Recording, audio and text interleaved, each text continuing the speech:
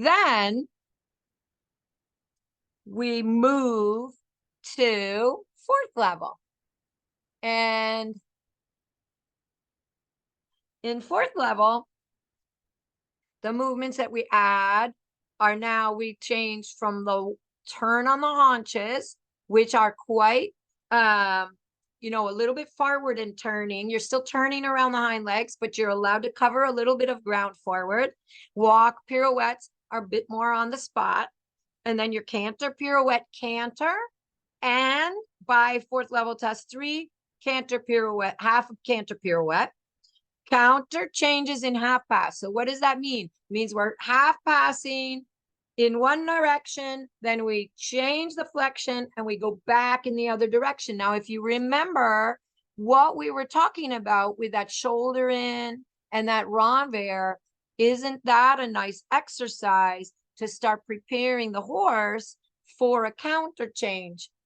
Where as you're changing to the new flexion and you're going to make your half pass in that new direction, that you can have that feeling already. What is it like to keep that inside hind leg underneath your seat so that the horse is not falling into the new shoulder as you're starting in your new half pass direction? So counter changes in half pass, and then collected walk.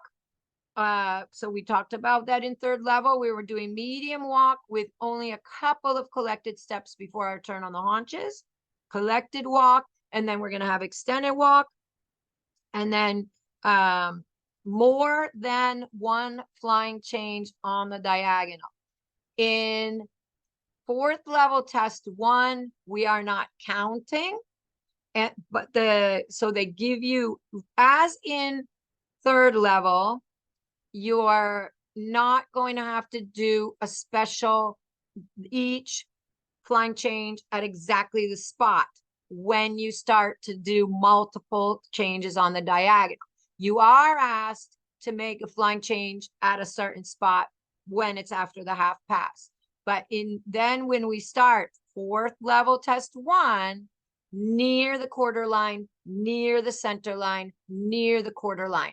And that way, again, it gives you time to prepare your horse and focus on the quality of the change and not get stressed about the time, the counting. But by fourth level test 2, then we're doing 3-4 tempies, and fourth level test 3, 3 tempies.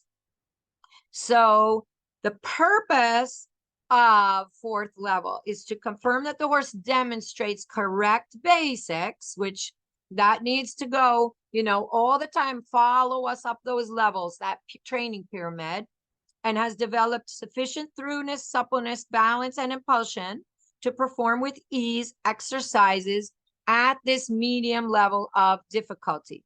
The horse has established consistent self-carriage and lightness through improved connection, engagement, and collection. The movements and transitions are performed with greater straightness. Again, this to me doesn't mean that the horse is straighter than it was at third level. What it means is that it's not losing straightness because the movements are getting more difficult. And then impulsion, and now is the first time that we talk about cadence. Okay, fourth level is the first time that we talk about cadence. And cadence is the marked accentuation of the rhythm that is result of a steady and suitable tempo harmonizing with springy impulsion. Okay, so let's go